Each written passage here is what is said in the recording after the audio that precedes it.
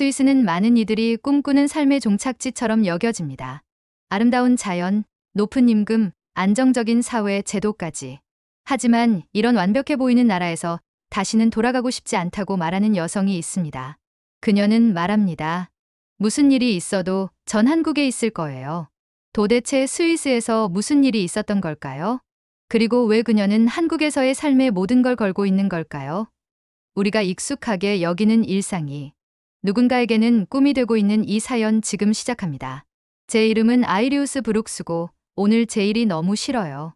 워싱턴 DC 제 작은 사무실에 앉아서 지금까지 본 것 중에 가장 황당한 종이를 바라보고 있었어요. 과제 배정서였거든요. 제목을 보니 커피잔을 벽에 집어던지고 싶었어요. 아시아 휴게소 문화 비교 다큐멘터리라고 되어 있었죠. 휴게소요. 휴게소에 관한 다큐멘터리를 만들라는 거였어요. 삐걱거리는 의자에 등을 기대고 제 사무실을 둘러봤어요.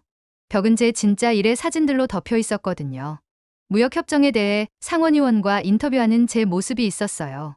8년 동안 중요한 뉴스를 다뤄왔어요. 정치, 경제, 국제관계. 정말로 중요한 것들 말이에요. 그런데 이제 화장실과 주유소를 촬영하라고 하네요. 과제 배정서를 다시 들어봤어요. 상사가 빨간 잉크로 온통 메모를 해놨더군요. 한국 휴게소가 화제가 되고 있어 그가 적어놨어요. 독일 가족 동영상 50만 뷰. 그 동영상 기억해요. 독일 가족이 한국 고속도로 휴게소를 방문해서 모든 걸 촬영했던 거였죠. 무료 화장실과 햄버거를 만드는 로봇에 놀라고 있었어요. 50만 명이 봤어요. 50만 명이 화장실 때문에 흥분했던 거예요. 일어나서 창문으로 걸어갔어요. 밖에서는 진짜 뉴스가 일어나고 있었거든요. 정치인들이 결정을 내리고 있었어요. 회사들이 계약을 체결하고 있었고요. 그런데 저는 한국 휴게소가 중국 것보다 깨끗한지 신경 써야 한다는 거예요. 폰이 진동했어요. 상사에게서 온 문자였어요. 10분 후 팀 회의. 휴게소 프로젝트. 회의실에서는 오래된 커피와 실망의 냄새가 나고 있었어요. 제 상사인 핸더슨 씨가 이미 얼굴에 환한 미소를 띠고 있었어요. 말을 질식시킬 만큼 두꺼운 서류 더미를 들고 있었거든요. 브룩스, 만나서 반가워. 새로운 모험 준비됐나? 모험이라고 하더군요. 주유소 화장실 촬영을 모험이라고 했어요. 테이블 주위에 3명이 더 앉아 있었어요. 그중 1명은 알고 있었어요. 제작 매니저인 리암 박이었죠. 한국계 미국인이고 항상 모든 일에 신나 보이더군요. 정말 멋질 거예요. 아이리우스, 리암이 말했어요. 한국 휴게소가 정말 어떤지 보시면 깜짝 놀라실 거예요. 그 옆에 있던 여자는 긴 검은 머리에 모든 걸 메모하고 있었어요. 알리아 최예요. 그녀가 말했어요. 문화통역가이자 가이드가 될 거예요. 3년 동안 한국 사회기반 시설을 연구해왔어요. 세 번째 사람은 단정한 안경에 완벽하게 빗어 넘긴 머리의 남자였어요. 첸 진밍입니다. 약간 고개를 숙이며 말했어요. 베이징에서 온 다큐멘터리 제작자예요. 비교를 위해 중국 휴게소를 담당할 거예요. 핸더슨 씨가 폴더를 열고 사진들을 꺼냈어요. 한국 휴게소 사진들이었는데 인정할 수밖에 없었어요. 제가 본 어떤 주유소와도 달랐거든요. 쇼핑몰 같아 보였어요. 멋진 간판과 진짜 레스토랑이 안에 있는 것 같은 거대한 유리 건물들이었어요. 한국 고속도로 휴게소 시스템은 세계 최고 중 하나로 여겨져요. 핸더슨 씨가 설명했어요. 무료 화장실, 하이테크 장비, 지역 특산 음식, 문화 전시. 단순한 경유지가 아니라 목적지예요. 사진들을 다시 봤어요. 하나는 가족이 휴게소 안에서 맛있는 저녁을 먹는 것 같은 모습이었어요. 다른 하나는 어떤 로봇이 음식을 만드는 모습을 보여주고 있었어요. 단순히 화장실에 관한 이야기가 아닐 수도 있겠더군요. 어떤 각도로 접근할 건가요? 제가 물었어요. 어떤 이야기를 하려는 거죠?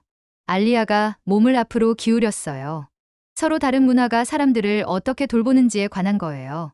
여행할 때는 화장실도 가야 하고 음식도 먹어야 하고 몇 분간 쉬어야 하잖아요.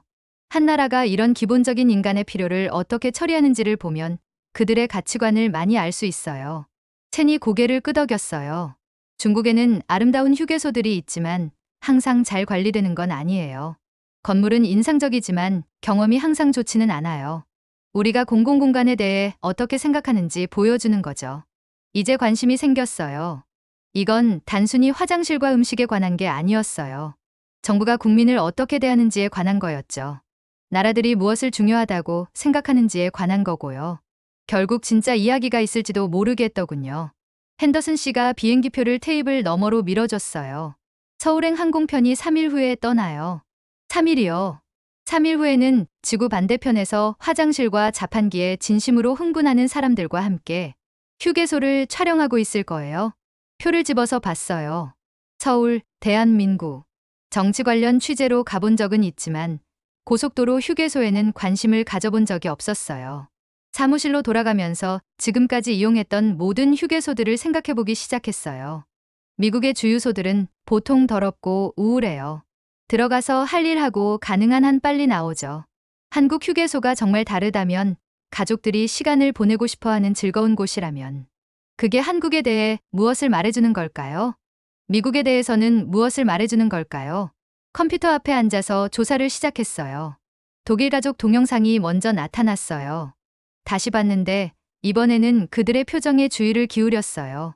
단순히 놀란 게 아니었어요. 기뻐하고 있었거든요. 고속도로 휴게소에서 즐거워하고 있었어요. 미국 주유소에서 누가 언제 즐거워한 적이 있었나요? 핸더슨 씨 말이 맞을지도 모르겠어요. 이게 대박 날지도 모르고요. 예상하지 못한 뭔가를 배우게 될지도 모르겠어요. 하지만 여전히 3주 동안 화장실을 촬영하는 일이 마음에 들지는 않아요. 노트북을 닫고 그 비행기표를 다시 봤어요. 이게 제 커리어의 가장 큰 실수인지 아니면 모든 걸 바꿀 이야기인지 알아낼 때까지 3일 남았어요. 기내식이 골판지 맛이었어요. 하지만 너무 긴장해서 어차피 먹을 수가 없었죠. 태평양을 건너 한국 서울로 향하고 있었거든요. 기내 가방에는 휴게소에 대한 질문들로 가득한 노트가 들어 있었어요. 14시간은 생각하기에 긴 시간이었어요. 한국 휴게소는 서비스 에어리어라고 불리더군요. 하지만 제가 본 사진들은 고향의 더러운 주유소와는 전혀 달라 보였어요. 옆자리에 앉은 여자분이 한국 여행 잡지를 읽고 있었어요. 아름다운 건물들과 함께 식사하는 가족들 사진이 보였죠. 한국 휴게소가 방문하기 즐거운 곳 같아 보였어요. 마침내 인천공항에 착륙했을 때는 완전히 지쳐 있었어요. 하지만 공항 자체가 저를 깨워줬죠. 엄청나게 크고 반짝반짝하고 잘 정리되어 있었거든요. 모든 게 깨끗하고 현대적이었어요. 한국이 제가 생각했던 것과는 다를지도 모른다는 첫 번째 단서였죠. 알리아, 최가 수화물 찾는 곳에서 저를 기다리고 있었어요. 제 이름이 적힌 팻말을 들고 오랜 친구처럼 웃고 있었죠. 한국에 온 걸 환영해요. 아이리우스, 그녀가 말했어요. 놀라운 걸 볼 준비 됐어요? 긴 비행으로 피곤하고 짜증이 나 있었어요. 주유소 보러 간다는 뜻이죠. 그녀가 웃었어요. 믿어보세요. 준비 안 됐을 거예요. 공항에서 서울 호텔까지 버스를 탔어요. 도시가 예상보다 컸어요. 높은 건물들이 사방으로 뻗어 있었죠. 길거리는 붐비고 있었지만 모든 게 정돈된 것 같았어요. 호텔에서 팀의 나머지 사람들을 만났어요. 리안박은 직접 만나보니 회의에서보다 훨씬 더 신나 있었어요. 내일 안성 서비스 에어리어에 가요. 그가 말했어요. 서울에서 남쪽으로 1시간 정도 거리예요. 정말 마음에 들 거예요. 중국에서 온 첸 진밍은 더 조용했어요. 로비 구석에서 카메라 장비를 설치하고 있었죠. 자기 일에 집중하고 진지한 것 같았어요. 일본에서 온 사토 미유키는 1시간 후에 도착했어요. 작고 조용했지만 프로젝트에 대해 얘기할 때는 눈이 반짝였어요. 일본에서는 작은 세부사항에 집중해요. 그녀가 말했어요. 한국은 어떻게 하는지 보고 싶어요. 그날 밤 잠을 잘 수가 없었어요. 시차 때문에 뇌가 혼란스러워하고 있었거든요. 알리아가 한 말을 계속 생각하고 있었어요. 준비가 안 됐을 거라고 했을 때 무슨 뜻이었을까요? 다음 날 아침 장비를 벤에 실었어요. 리암이 운전하며 안성 서비스 에어리어로 가는 길을 안내했어요. 서울을 떠나면서 도시가 점점 뒤로 사라져 갔어요. 이제 고속도로에 있었고 초록 언덕과 논으로 둘러싸여 있었어요. 얼마나 더 가야 해요? 제가 물었어요. 10분 더요. 리암이 말했어요. 하지만 곧 표지판을 볼 수 있을 거예요. 정말로 몇 분 후에 파란색 표지판을 봤어요. 안성 서비스 에어리어를 광고하고 있었거든요. 하지만 미국 고속도로에서 보는 간단한 표지판과는 달랐어요. 이 표지판은 크고 화려했어요. 음식과 쇼핑, 심지어 엔터테인먼트 사진까지 보여주고 있었거든요. 저기 있어요. 알리아가 앞을 가리키며 말했어요. 그녀가 가리키는 곳을 봤는데 입이 떡 벌어졌어요. 이건 주유소가 아니었어요. 고속도로에서 솟아오른 거대한 유리와 강철 건물이었거든요. 3층 높이의 작은 쇼핑몰처럼 길을 따라 뻗어 있었어요. 주차장은 엄청나게 크고 차들로 가득했어요. 가족들이 밖에서 걸어 다니고 있었는데 서두르지 않고 있었어요. 이게 휴게소예요? 제가 물었어요. 이게 휴게소예요. 리암이 확인해 줬어요. 벤을 주차하고 카메라를 내리기 시작했어요. 여전히 건물을 바라보고 있었어요. 햇빛에 반짝이는 곡선형 유리 지붕이 있었거든요. 입구는 넓고 환영하는 느낌이었어요. 미국 휴게소는 보통 주유기 한두 개, 작은 상점, 그리고 화장실이 전부예요. 이곳은 안에 100개의 상점이 있을 것 같아 보였어요. 자, 가서 구경해봐요. 알리아가 말했어요. 자동문이 열리며 우리가 안으로 들어갔어요. 처음 느낀 건 모든 게 얼마나 밝고 깨끗한지였어요. 천장이 높고 유리로 되어 있어서 자연광이 공간을 가득 채우고 있었거든요. 하지만 단순히 깨끗한 게 아니었어요. 아름다웠어요. 곳곳에 상점들이 있었어요. 진짜 상점들이요. 서점, 의류 매장, 한국 전통 공예품을 파는 상점이 보였어요. 심지어 여러 종류의 김치만 파는 상점도 있었거든요. 가족들이 쇼핑백을 들고 천천히 걸어 다니고 있었어요. 부모들이 쇼핑하는 동안 아이들은 지정된 놀이 공간에서 놀고 있었죠. 이건 빠른 경유지가 아니었어요. 사람들이 정말로 즐기고 있었거든요. 이쪽이요. 리암이 불렀어요. 저를 멈춰서 바라보게 만드는 뭔가 앞에 서 있었어요. 로봇이었어요. 햄버거를 만드는 진짜 로봇이었거든요. 로봇이 매끄럽고 정확하게 움직이는 기계 팔을 가지고 있었어요. 버거 패티를 집어서 그릴에 올리고 정확한 시간에 뒤집고 완성된 햄버거를 조립하고 있었거든요. 어린아이 둘을 둔 가족이 로봇이 일하는 걸 보고 있었는데 아이들이 기뻐서 웃고 있었어요. 로봇이 매번 신선한 버거를 만들어요. 알리아가 설명해줬어요. 로봇이 일하는 걸 보면서 제 입이 여전히 벌어져 있다는 걸 깨달았어요. 이건 제가 전혀 예상하지 못한 거였거든요. 건물 더 깊숙이 걸어갔어요. 최소한 20개의 다른 레스토랑이 있는 푸드코트가 있었어요. 한국 바베큐, 국수 가게, 피자 가게 등이 보였어요. 냄새가 정말 좋았어요. 화장실은 이쪽이에요. 알리아가 복도로 우리를 안내하며 말했어요. 화장실이요. 이 부분이 걱정됐었어요. 하지만 거기 도착해서 또 충격을 받았어요. 이건 단순히 깨끗한 화장실이 아니었어요.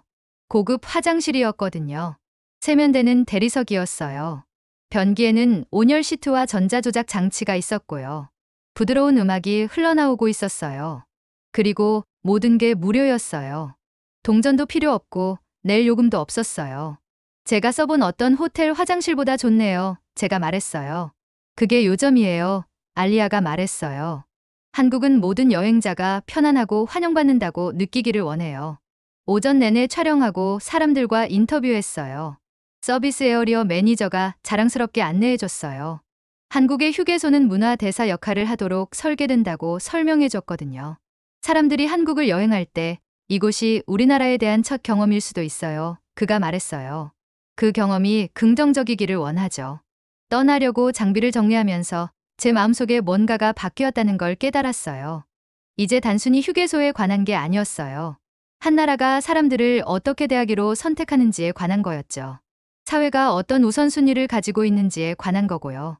한국은 간단하고 저렴한 휴게소를 지을 수도 있었어요. 하지만 대신에 가족들이 시간을 보내고 싶어 하는 곳을 만들었어요. 깨끗하고 현대적이고 환영하는 곳 말이에요. 그게 한국에 대해 무엇을 말해주는 걸까요? 그들이 자국민에 대해 어떻게 생각하는지에 대해 무엇을 말해주는 걸까요? 알리아가 제가 준비되지 않았다고 한 이유를 이해하기 시작했어요. 제 고정관념이 도전받을 준비가 안 되어 있었던 거죠. 휴게소가 단순한 필수 경유지 이상의 뭔가가 될 수 있다는 걸 볼 준비가 안 되어 있었고요. 하지만 이제 궁금해졌어요. 한국 휴게소가 이렇게 인상적이면 중국 휴게소는 어떨까요? 일본 것은 어떨까요? 이 다큐멘터리가 지루하지 않을 것 같아요. 서로 다른 나라들이 자국민을 어떻게 돌보는지에 대해 중요한 뭔가를 배우게 될 것 같아요. 벤이 다시 고속도로로 나가면서 안성 서비스 에어리어가 뒤로 사라지는 걸 봤어요. 하지만 이미 중국에서 어떤 질문을 하고 싶은지 계획하고 있었어요. 이 이야기는 이제 시작이에요. 안성을 다녀온 지 이틀 후 베이징행 비행기에 타고 있었어요. 창문 밖 구름들을 내려다보며 한국에서 본 모든 것들을 생각하고 있었습니다. 햄버거를 만들던 로봇, 대리석, 화장실, 고속도로 휴게소가 아니라 쇼핑몰에 있는 것처럼 쇼핑하고 음식을 먹고 있던 가족들 말이에요. 우리가 본 게 평범한 건지 특별한 건지 계속 궁금했어요. 하지만 리암이 다른 한국 휴게소 5곳 사진을 보여줬는데 모두 놀라울 정도로 멋있더군요. 한국이 정말로 특별한 뭔가를 만들어낸 것 같았어요. 이제 중국이 궁금해지고 있었어요. 첸 진밍은 여행하는 동안 조용했는데 뭔가를 열심히 생각하고 있는 게 보였어요. 베이징 공항은 엄청나게 크고 붐비고 있었어요. 첸이 수암을 찾는 곳에서 심각한 표정으로 우리를 맞았어요. 미리 얘기해둘게요. 그가 말했어요. 중국 휴게소는 한국 것과는 달라요. 다음날 아침 베이징을 벗어나 북쪽으로 향하는 고속도로 휴게소로 차를 몰고 갔어요. 도시가 엄청나게 컸어요. 높은 건물들이 사방으로 지평선까지 뻗어 있었어요. 1시간 정도 운전한 후 첸이 앞을 가리켰어요. 저기 있어요. 고속도로 옆에서 솟아오른 큰 건물이 보였어요. 한국 휴게소처럼 컸지만 달랐어요. 벽이 반짝이는 타일과 밝은 네온 사인으로 덮여 있었거든요. 라스베이거스 카지노처럼 비싸고 화려해 보였어요. 와, 뒷좌석에서 사토가 말했어요. 정말 밝네요. 건물이 너무나 많은 색깔 있는 불빛과 간판들로 덮여 있어서 보기가 거의 아플 정도였어요. 중국 휴게소 입구는 인상적이었어요. 유리문, 대리석 바닥, 높은 천장. 고급 쇼핑센터 같아 보였어요. 하지만 한국 휴게소와는 뭔가 다른 느낌이었어요. 안에는 많은 상점과 레스토랑이 있었어요. 건물은 한국에서처럼 크고 현대적이었죠. 하지만 둘러보면서 작은 차이점들을 눈치채기 시작했어요. 바닥은 깨끗했지만 완벽하게 깨끗하지는 않았어요. 레스토랑들은 바빠 보였지만 사람들이 떠나고 나서 테이블을 바로 닦지는 않고 있었어요. 모든 게 여행자들을 위한 서비스보다는 비싼 물건을 파는 데 집중하는 것 같았어요. 화장실을 확인해 보죠. 알리아가 제안했어요. 진짜 차이가 확실해진 건 바로 여기서였어요. 화장실이 무료가 아니었어요. 작은 테이블에 앉은 관리인이 화장실을 사용하려는 모든 사람에게서 돈을 받고 있었거든요. 가격이 비싸지는 않았지만 그 원칙 자체가 거슬렸어요. 한국에서는 깨끗한 화장실이 여행자들을 위한 기본 서비스라고 여겨지고 있었는데 말이에요. 화장실 안의 시설들은 괜찮았지만 특별하지는 않았어요. 모든 게 받아들일 만했지만 그 이상은 아니었어요. 우선순위의 문제예요. 메인 구역으로 돌아가면서 첸이 말했어요. 중국에서는 크고 인상적인 건물을 짓죠. 하지만 사람들을 편하게 해주는 작은 세부 사항들에는 항상 신경 쓰지는 않아요. 그가 이 휴게소 매니저인 왕 씨를 소개해줬어요. 왕 씨는 건물을 자랑스러워하며 건설에 얼마나 많은 돈을 썼는지, 매일 얼마나 많은 사람이 방문하는지 얘기하고 있었어요. 하지만 첸이 고객 편의와 서비스 품질에 대해 물어보자 왕 씨는 그 질문들이 이상한 것처럼 보였어요. 사람들은 물건을 사고 시설을 이용하려고 여기 와요. 왕 씨가 말했어요. 필요한 걸 제공해주죠. 맞는 말이었어요. 휴게소가 사람들이 필요한 걸 제공하고 있었거든요. 하지만 사람들이 원하는 것, 즉 즐거운 경험은 제공하지 않고 있었어요. 오후 내내 촬영하고 여행자들과 인터뷰했어요. 대부분 사람들이 휴게소에 만족하고 있었어요. 하지만 아무도 거기 있는 걸 행복해하는 것 같지는 않았어요. 한국에서 봤던 가족들처럼 시간을 내서 즐기는 사람은 아무도 없었어요. 효율적이에요. 한 트럭 운전사가 우리에게 말했어요. 기름 넣고 화장실 가고 음식 사고 빨리 길로 다시 나갈 수 있거든요. 바로 그게 차이점이었어요. 한국에서는 휴게소가 사람들이 속도를 늦추고 즐기도록 격려하고 있었어요. 여기 중국에서는 사람들이 볼일 끝내고 떠나고 싶어 했죠. 그날 저녁 일본으로 비행기를 탔어요. 사토는 일본 휴게소를 보여주고 싶어서 신이 났지만 동시에 긴장하고 있었어요. 일본 휴게소는 한국이나 중국 것보다 작아요. 베이징을 떠나는 비행기에서 그녀가 설명했어요. 하지만 다른 것들에 집중하죠. 도쿄 공항은 깨끗하고 조용했어요. 사람들은 효율적이지만 정중하게 움직이고 있었죠. 사토가 우리를 후지산 쪽으로 데려다줄 기차로 안내했어요. 시골 풍경이 아름다웠어요. 모든 게 세심하게 관리된 것 같았어요. 우리가 방문할 휴게소는 후지산 근처에 있어요. 사토가 설명했어요. 지역 음식과 공예품으로 유명한 곳이에요. 2시간 후 목적지에 도착했어요. 일본 휴게소는 한국과 중국 것보다 작았지만 완벽하게 설계되어 있었어요. 건물이 풍경에 자연스럽게 어울렸어요. 안으로 들어가니 모든 게 정리되고 세심했어요. 상점들은 작았지만 신중하게 배치되어 있었어요. 푸드코트에서는 지역 특산품들을 팔고 있었어요. 하지만 정말 감동받은 건 작은 세부 사항들이었어요. 화장실에는 딱 맞는 높이의 기저귀 가리대가 있었어요.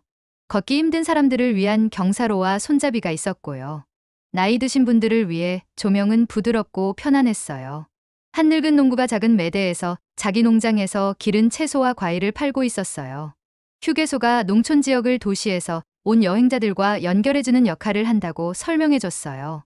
모든 세부사항이 고려되어 있어요. 사토가 말했는데 무슨 뜻인지 알 수 있었어요. 일본 휴게소는 크기나 화려한 장식으로 사람들에게 인상을 주려고 하지 않고 있었어요. 대신에 방문하는 모든 사람을 무엇이 필요하든 상관없이 돌보려고 하고 있었던 거예요. 장애가 있는 아이와 함께 온 가족이 휠체어를 위해 특별히 설계된 시설을 사용하고 있었어요. 나이 드신 부부가 완벽하게 배치된 의자에서 쉬고 있었고요. 젊은 엄마가 깨끗하고 사적인 공간에서 아기 기저귀를 갈고 있었어요. 존중에 관한 거예요. 사토가 말했어요. 방문하는 모든 사람을 존중하죠. 그날 촬영을 마치면서 각 나라가 서로 다른 걸 가르쳐줬다는 걸 깨달았어요. 한국은 휴게소가 가족들이 시간을 보내며 즐길 수 있는 목적지가 될 수 있다는 걸 보여줬어요. 중국은 인상적인 건물이 자동으로 좋은 경험을 만들어주지는 않는다는 걸 보여줬고요. 일본은 작은 세부사항을 신경 쓰는 것이 모든 사람을 소중하게 느끼게 할 수 있다는 걸 보여줬어요. 하지만 이제 문제가 생겼어요. 워싱턴에서 제 상사는 정치와 경제에 집중하기를 원하고 있었거든요.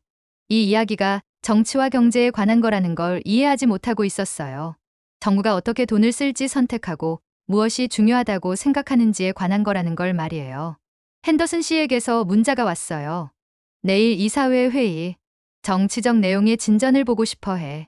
가슴이 떨어지는 것 같았어요. 서로 다른 문화와 사회가 사람들을 어떻게 돌보는지에 대해 중요한 뭔가를 이해하기 시작하고 있었는데 말이에요. 하지만 상사는 무역협정과 선거에 관한 전통적인 뉴스 기사를 원하고 있었어요. 어떻게 해야 할까요? 이 이야기가 막 흥미로워지고 있는데 이제 포기해야 할지도 모르겠어요. 내일은 제 커리어를 구할지 아니면 우리가 시작한 걸 끝낼지 결정해야 해요. 한밤중이었어요. 도쿄 호텔 방에서 노트북 화면을 바라보고 있었습니다. 상사가 보낸 이메일이 어둠 속에서 경고등처럼 빛나고 있었죠. 제목은 긴급 지금 당장 방향 바꿔였어요. 세 번째 읽는데도 손이 떨리고 있었습니다. 브룩스, 이사회 회의가 엉망이었어. 문화관광 말고 정치적인 내용을 원한다고 해. 무역관계에 집중하든지 아니면 돌아와. 내 커리어가 달린 문제야. 핸더슨. 진지한 기자로서 명성을 쌓아온 8년이었어요. 휴게소 다큐멘터리를 만들고 있다는 이유로 그 모든 게 사라질 수도 있었던 거예요. 하지만 문제가 있었어요. 이게 단순히 휴게소 이야기가 아니라는 생각이 들고 있었거든요. 창가로 걸어가며 지난 3주를 돌이켜봤어요. 3주 전만 해도 휴게소는 그냥 화장실 가고 기름 넣는 곳이라고 생각하고 있었어요. 이제는 훨씬 더 중요한 의미라는 걸 알게 됐죠. 한 나라가 피곤하고 배고프고 집에서 먼 사람들을 어떻게 대하는지 보여주는 곳이에요. 한국에서는 휴게소를 가족들이 시간을 보내고 싶어 하는 곳으로 만드는데 돈을 쓰고 있었어요. 로봇버거 기계도 만들고 대리석 화장실도 짓고 아이들 놀이 공간도 만들어 놨죠. 여행자들을 돌보는 일이 제대로 할 만큼 중요하다고 결정한 거예요. 중국에서는 인상적인 건물들을 짓고 있었지만 화장실 사용료를 받고 있었어요. 일본에서는 모든 사람을 도와주는 세세한 부분까지 설계하고 있었죠. 휠체어 경사로, 기저귀 가리대, 나이 드신 분들을 위한 편한 의자까지 말이에요. 이건 단순히 휴게소를 짓는 다른 방식이 아니에요. 정부가 국민을 위해 무엇을 해야 하는지에 대한 서로 다른 생각이에요. 사회에서 무엇이 중요한지에 대한 서로 다른 가치관이죠. 이건 정치적인 거예요. 경제적인 거고요. 하지만 상사는 그렇게 생각하지 않고 있었어요. 리암에게서 문자가 왔어요. 긴급팀 회의. 아래층 회의실로. 지금 와. 호텔 회의실로 내려가니 팀 전체가 걱정스러운 표정으로 모여 있었습니다. 첸, 사토, 알리아, 리암이 지난 3주 동안의 장비와 자료들로 덮인 테이블 주위에 앉아 있었어요. 다들 이메일 받았지? 알리아가 말했어요. 어떻게 할 거야? 이 사람들을 둘러봤어요. 제 친구가 된 사람들이었죠. 중국의 우선순위에 대해 날카로운 질문을 던진 첸. 일본의 세심한 설계를 알려준 사토. 사회기반 시설이 문화와 가치에 관한 것임을 이해하도록 도와준 알리아. 처음부터 이 이야기를 믿어준 리암 말이에요. 포기하고 싶지 않아요. 제가 말했어요. 이 이야기는 중요해요. 하지만 당신 일자리가. 리암이 말을 시작했어요. 알아요. 상사가 원하는 걸 하지 않으면 제가 쌓아온 모든 걸 잃을 수도 있어요. 첸이 몸을 앞으로 기울였어요. 중국에는 이런 말이 있어요. 가장 큰 위험은 아무 위험도 감수하지 않는 것이다. 때로는 안전한 것과 옳은 일 사이에서 선택해야 해요. 이 이야기가 중요하다는 걸 증명할 수 있다면 어떨까? 알리아가 물었어요. 당신 상사에게 사람들이 이걸 신경 쓴다는 걸 보여줄 수 있다면요? 리암이 폰을 꺼냈어요. 우리가 촬영한 짧은 영상들을 SNS에 올리고 있었잖아. 이것 봐. 조회수를 보여줬어요. 한국 로봇버거 기계 영상이 20만 번 재생됐더군요. 중국과 일본 화장실 정책을 비교한 영상은 15만 번 봤고요. 사람들이 우리 영상을 공유하고 여러 언어로 댓글을 달고 있었어요. 사람들이 관심 있어 해요. 첸이 말했어요. 하지만 상사는 제가 무역협정과 정치적 회의에 집중하기를 원해요. 제가 말했어요. 이것도 정치에 관한 거예요. 사토가 지적했어요. 정부가 어떻게 돈을 쓸지 선택하고 무엇을 우선순위에 두는지에 관한 거죠. 맞는 말이었어요. 우리는 단순히 휴게소를 기록하고 있는 게 아니었어요. 통치와 시민보호에 대한 서로 다른 접근 방식을 기록하고 있었던 거죠. 아이디어가 있어요. 알리아가 말했어요. 우리 방식으로 다큐멘터리를 완성하되 경제 정책에 집중한 백업 버전도 준비하면 어떨까요? 2가지 버전? 제가 물었어요. 휴게소와 문화에 관한 우리가 하고 싶은 이야기 버전 하나. 사회기반 시설 투자와 경제 개발에 관한 상사가 원하는 방식의 버전 하나요. 정말 훌륭한 아이디어였어요. 진짜 이야기를 완성하면서 동시에 상사가 원한다고 생각하는 것도 줄 수 있었으니까요. 하지만 여전히 위험은 있었어요. 문화 버전이 통하지 않으면 여전히 제가 일자리를 잃을 수도 있었거든요. 테이블 주위에 앉은 팀을 둘러봤어요. 이 사람들은 3주 동안 제가 중요한 뭔가를 발견하도록 도와줬어요. 이 이야기를 믿고 있어요. 첸의 말이 맞을지도 몰라요. 가장 큰 위험은 아무 위험도 감수하지 않는 것일지도요. 해봅시다. 제가 말했어요. 2버전 다 완성할게요. 하지만 우리 이야기를 먼저 해보죠. 회의실이 에너지로 폭발했어요. 해가 뜰 때까지 일을 했어요. 도쿄의 해가 떠오를 때쯤에는 계획이 완성돼 있었어요. 다음 주에는 서로 다른 나라들이 여행자들을 어떻게 돌보는지에 대한 문화 다큐멘터리를 편집할 예정이었어요. 휴게소가 국가적 가치관과 정부 우선순위를 어떻게 반영하는지 보여줄 거예요. 동시에 사회기반 시설 경제학에 집중한 백업 버전도 준비할 예정이었어요. 그리고 나서 세상이 어떤 이야기를 듣고 싶어 하는지 보기로 했어요. 엘리베이터를 타고 제 방으로 돌아가면서 무섭기도 하고 설레기도 했어요. 일주일 후에는 사람들이 문화와 정부에 대해 생각하는 방식을 바꾸는 의미 있는 뭔가를 만들어내든지 아니면 화장실에 관한 다큐멘터리 때문에 제 커리어를 망쳐버리든지 둘 중 하나가 될 거였어요. 하지만 3주 만에 처음으로 우리가 옳은 일을 하고 있다는 확신이 들었어요. 이 이야기는 꼭 전해져야 해요. 이 휴게소들이 사회가 어떻게 사람들을 돌볼 수 있는지에 대해 중요한 걸 가르쳐줬거든요. 휴게소에 관한 이야기가 정말로 세상을 바꿀 수 있을지도 몰라요. 노트북을 열어놓은 채로 잠들었어요. 고속도로 휴게소에서 함께 시간을 보내고 있는 한국 가족들의 영상을 편집하면서 말이에요. 영상 속에서 아이들이 로봇이 점심을 만들어주는 걸 보며 웃고 있었어요. 사람들을 돌보는 게 바로 이런 모습이에요. 바로 이것 때문에 우리 이야기가 중요한 거예요. 내일부터 제 커리어에서 가장 중요한 한 주가 시작됩니다. 여하튼 사연을 보내주신 아이리우스 브룩스님에게 감사드립니다. 네, 그럼 오늘 사연 어떻게 들으셨나요? 오늘 사연이 재미있으셨다면 좋아요와 댓글 부탁드려요. 지금까지 저는 사연 읽어드리는 감동사연의 외 미연이었습니다. 끝까지 시청해주신 모든 분들 고맙습니다. 더 좋은 영상으로 다시 찾아뵐게요. 감사합니다.